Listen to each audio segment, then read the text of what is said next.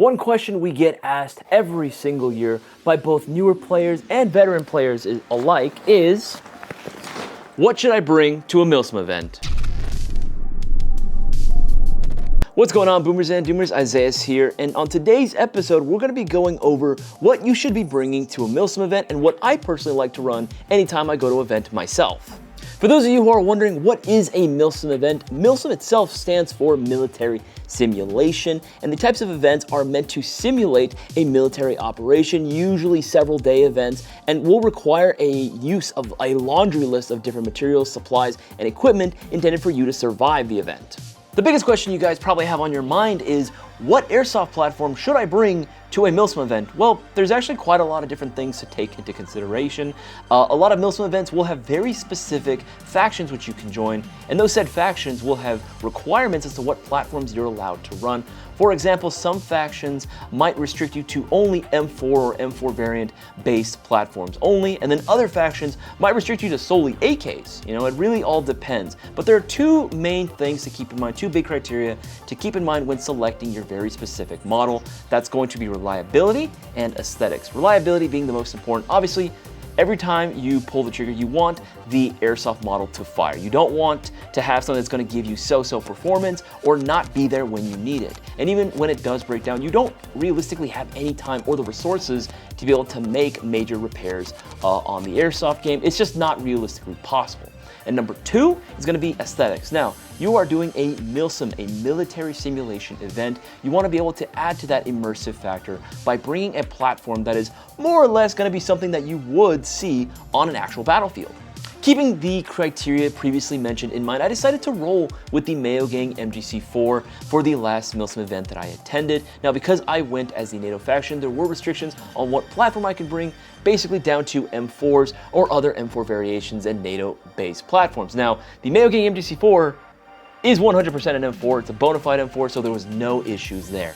Now, in terms of its reliability, the Mayo Gang MGC4 is an absolute workhorse. It was intended to be the high-performance AEG meant for everybody. Now, even though it was intended to be used for the casual walk-on player, all the performance and first-hand experience I've had with the Mayo Gang MGC4 made me believe that this is actually quite a really good pick for a Milsim setting, and of course its aesthetics. Now, this does look like something you would find on a modern day battlefield. Everything from the modern M-LOK bronze handguard on here, the full metal forged receiver, it just looks like something that is currently being used by modern military units to this day. Because of the nature of the engagements at a lot of Milsim events, I decided to go with the longer barreled Mark II just for the added benefit of better range and accuracy. Now, in terms of the Mayo Gang MGC4 performance, I love the trigger response, and of course the range and accuracy do allow me to hit targets further out. It did everything that I expected it to, had no problems with being able to compete, and more than not, be able to outgun many of the other players out there. The next biggest question you probably are asking yourself is, what type of accessories do I need to add to my platform for a Milsim event? Well, it's really up to individual preference, and it's going to come down to what your playstyle is and what platform you're trying to run. Now, for me personally, this last event for my Mayo Gang MGC4, I decided to go with a 1 to 4 times magnified optic on here. This optic is probably one of my favorite styles out there in the airsoft market. I have it on a variety of my different platforms that I currently own. It's nice to be able to have the choice between 1 times and 4 times magnification, just in case I want to see further out, which I definitely use during this last event. I also have a nice flashlight on here as well with a pressure pad. White lights are very, very important to have during events like this. A lot of times you are playing at night.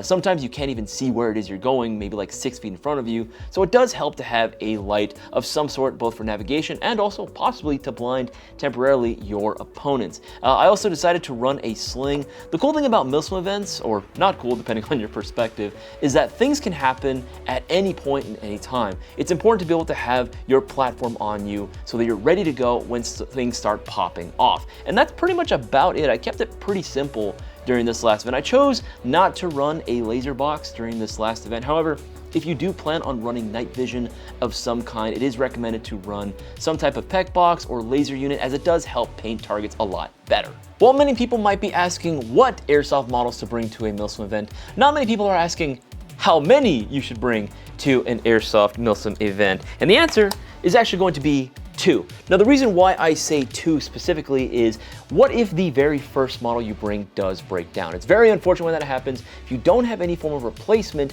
it's gonna suck. It's absolutely gonna be terrible that you're not gonna be able to enjoy the event, right? Obviously, you don't have the tools, you don't have the resources, nor the time to be able to make any major repairs should your primary go down. So having a second option is very much a necessity.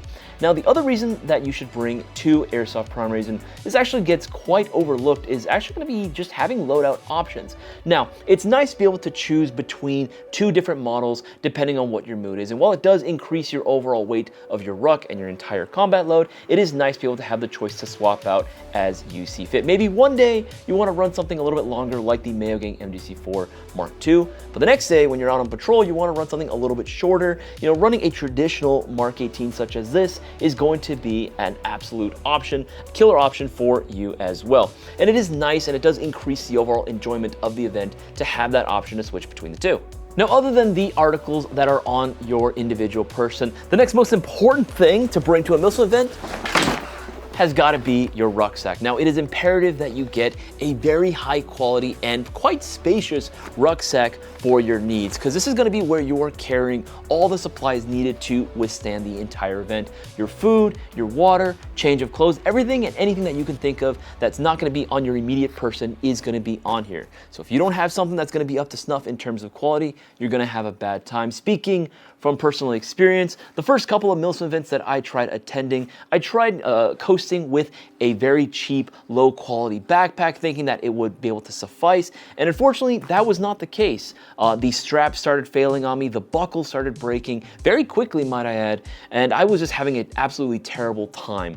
Going with something like this, at minimum, a 60-liter backpack or hiking or rucksack of some kind is going to be what you're looking for. Thankfully, there's plenty of options available online. You can find them at surplus stores even as well. It's just incredibly important to be able to have that piece of kit nailed down. Other things to keep in mind when selecting your rucksack for a Milsim event: make sure to avoid anything with bright or neon colors. It's going to be a lot easier to spot if you're an enemy if someone has a bright pink rucksack, so best to avoid those altogether. I recommend going with something a little more neutral tones, something a little bit more subdued, something like this, right? There's other options that you can get at either surplus stores or online. Number 2 is going to be making sure you have something that's going to have a lot of external storage space, a lot of pockets for you to easily separate and organize your various pieces of kit and gear. It's just a lot more convenient if you know where everything's at and everything's organized. Number 3 is going to be making sure that you have something that has integrated support. Once you start adding a bunch of stuff into your rucksack, things get really heavy, they start moving around a lot, you're going to feel it, and it can actually hurt your back quite a bit. So making sure that you have something that has that integrated support, so that way everything keeps aligned, everything's balanced, so you're not feeling it directly on your spine, is going to be a no-brainer. Another question you might be asking yourself is, what should I be wearing to an Airsoft Milsim event?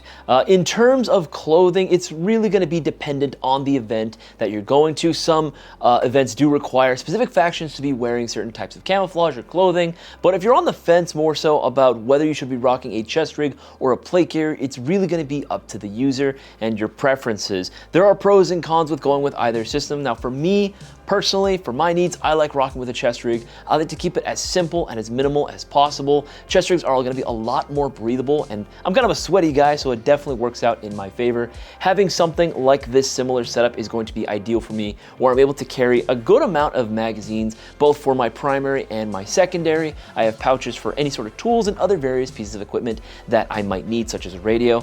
Some of them will even come included with an integrated backpack. Now, I had to modify mine to do that, but again, it is still a nice feature to have on your kit. At the end of the day, it's all about finding the balance. You want to be able to have enough piece of kit on your person, so that way you don't have to be entirely dependent on your rucksack. You can be independent of the ruck and still be able to play for various amounts of time. Now, I've rocked both the plate carrier and the chest rig, and I liked both. I love both my plate carriers and my chest rigs. However, I just found that when in conjunction with the ruck, it just felt a lot more comfortable rocking a chest rig. Now, the downside being, of course, you don't have as much of your body being covered or protected as you would with a plate carrier, but I never really felt it was that important. It's Airsoft at the end of the day, it's not life-threatening, and it just feels way more comfortable rocking a rucksack when I did need to roll with it with a chest rig.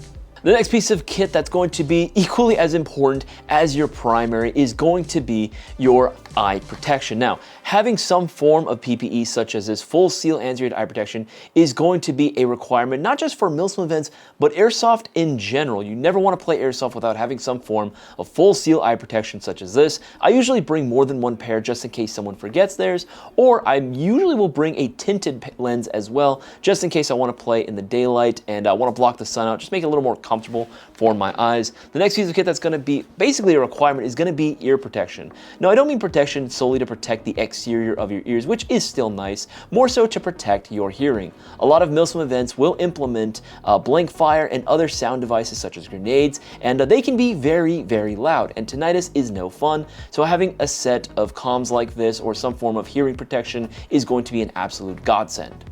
One piece of equipment that unfortunately gets forgotten about quite often is going to be a sleeping bag. I'm not too sure how, but here we are. A sleeping bag is going to be imperative for any multi-day Airsoft Milsim event. You want to make sure that you're able to take as much rest as you possibly can without having to sleep on the bare ground. Not saying that it's impossible to do it, you definitely can, but you're not going to have a good time doing it. Having a nice blanket or sleeping bag such as this, maybe even a whoopee, is going to be imperative to getting a good rest. Without it, you are definitely going to be fatigued, exhausted for the next firefight. You're not going to be able to perform at your best, and actually can be kind of dangerous to your health as well. So sleeping bag, never want to forget. And just like with the rucksack, when selecting your sleeping bag, you want to make sure you avoid anything with bright or neon colors. Again, you don't want to be a big beacon for the enemy to spot you. They will shoot you. Trust me, it has happened. Arguably more important than getting rest is going to be staying hydrated. That's the key phrase here for any Milsim event, especially longer ones, staying hydrated. Now, it's recommended to bring at minimum like a gallon, some sort of larger container for water. Just a couple of bottles isn't going to cut it. You don't want to be the guy that runs out of water on your team. Your teammates will hate you. Now, moving on from the water and the hydration is going to be staying warm. Right? Bringing some type of jacket or maybe other forms of layers is going to be essential for playing even at events that are expected to be a little bit warmer. At night, a lot of times at certain venues, the temperatures can drop dramatically from what they were in the daytime. So having some form of jacket, maybe even base layers added onto it as well, is definitely going to help keep you nice and warm. Moving on to the next important matter for what to bring to your Milsim event is going to be food. Now, a lot of people will opt for various options such as MREs, maybe even Mountain House meals that require the use of added water to it. For me, I like to keep it simple. I'll usually bring a loaf of bread such as this and pair it with a jar of peanut butter. I try to keep it as simple as possible and as easy as possible because there's no set time for lunch break or dinner time at all during a lot of these Milsim events. You're required to bring your own as well, especially for the more hardcore events where they're multi-day operations. It's all gonna be up to you what you bring. But again, I'm very much in the school of thought of trying to keep it as lightweight and as simple as possible. In the event things start popping off and I need to quickly grab all my gear, put it in my rucksack and move somewhere else. So again, my advice for packing food is trying to keep it as lightweight as possible and as easy as possible as well. The heavier you eat, the more lethargic you're gonna feel, the slower you're gonna be, and I guarantee you, your teammates are going to hate you. Remember, it's a Milsim event, not a feast. Moving down in scale to some items that may not be as critical as, say, water or even your primary or a sleeping bag, but are still really, really nice to have. I have with me a little lantern. I like to bring these to various Milsim events. If you and your teammates are going to be settling down somewhere, hunkering down for the night, and you want to be able to see a little bit more of your surrounding area, it's nice to have something like this. They're not as bright as, say, the white lights you get equipped on your primary, so they won't give you away as easily. A nice little notepad and writing material is also very nice to have in case you want to jot down very specific details. Maybe you want to write down some intel that you're able to collect and report back. It's just nice to be able to have it all in a little notepad and not have to memorize every single little thing. The next thing that honestly is, to me, very important is going to be a change of underwear and socks. Honestly, it shocks me how many people, including Boaz, might I add, that don't feel the need to change their underwear after playing for an entire weekend. After just one day, I'll usually swap out my undies for a fresh pair. Swapping out for clean underwear and socks after a day of play, just one day, makes me feel like a brand new man, like I've been born again.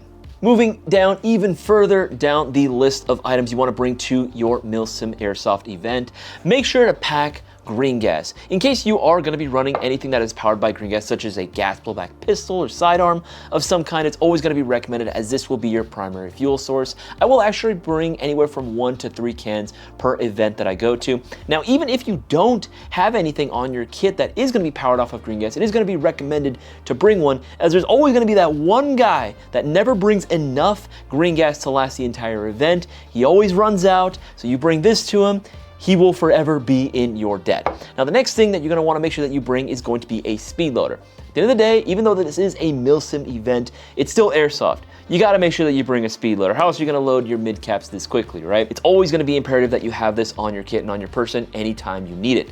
Now, the next thing that we're going to be moving on to is going to be sunscreen or sunblock of some kind. For those that are a little bit more fair skinned, maybe a little more sensitive to the skin cancer, if you will, this is going to be imperative, especially during hotter, sunnier events. Moving on from there is going to be a headlamp. Now, in the event that you don't want to use a lantern of some kind and you're going to be a little bit more mobile and you want to be able to see maybe your notes from your notepad or a map of some kind, having a headlamp of some kind that is capable of red light is going to be very, very useful.